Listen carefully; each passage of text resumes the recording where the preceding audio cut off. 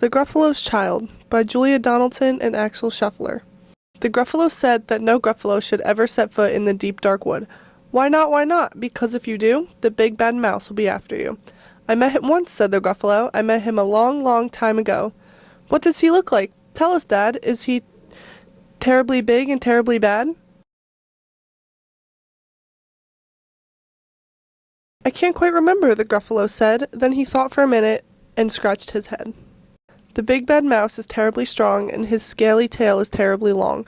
His eyes are like pools of terrible fire, and his terrible whiskers are tougher than wire. One snowy night when the Gruffalo snored, the Gruffalo's child was feeling bored. The Gruffalo's child was feeling brave, so she tiptoed out of the Gruffalo cave. The snow fell fast and the wind blew wild. Into the wood went the Gruffalo's child. Aha, aho, a trail in the snow. Whose is this trail and where does it go? A tail poked out of a log pile house. Could this be the tail of the big bad mouse? Out slid the creature. His eyes were small, and he didn't have whiskers. No, none at all. You're not the mouse. Not I, said the snake. He's down by the lake, eating Gruffalo cake. Snow fell fast, and the wind blew wild. I'm not scared, said the Gruffalo's child.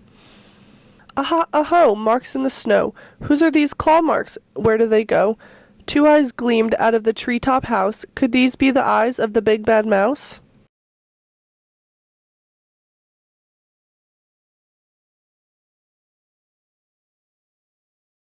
Down flew the creature. His tail was short, and he didn't have any whiskers of any sort.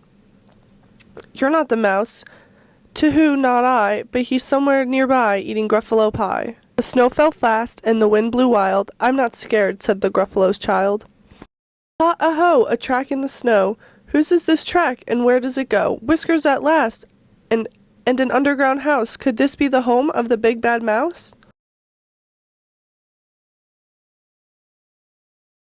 Out slunk the creature. His eyes weren't fiery. His tail wasn't scaly. His whiskers weren't wiry. You're not the mouse. Oh no, not me. He's under a tree, drinking Gruffalo tea. It's all a trick, said the Gruffalo's child, as she sat on a stump where the snow lay piled. I don't believe in the big bad mouse.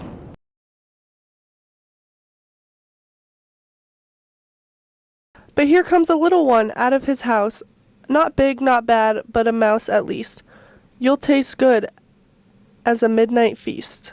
Wait, said the mouse, before you eat. There's a friend of mine that you ought to meet.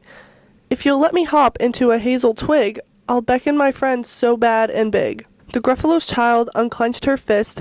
The big bad mouse, so he does exist! The mouse hopped into the hazel tree. He beckoned, then said, just wait and see. Out came the moon. It was bright and round. A terrible shadow fell onto the ground.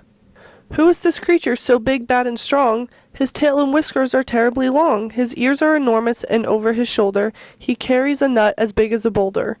The big bad mouse, yells the Gruffalo's child. The mouse jumped down from the twig and smiled. Aha, aho, prints in the snow. Whose are these footprints? Where do they go? The footprints led to the Gruffalo cave, where the Gruffalo's child was a bit less brave. The Gruffalo's child was a bit less bored. And the Gruffalo snored and snored and snored.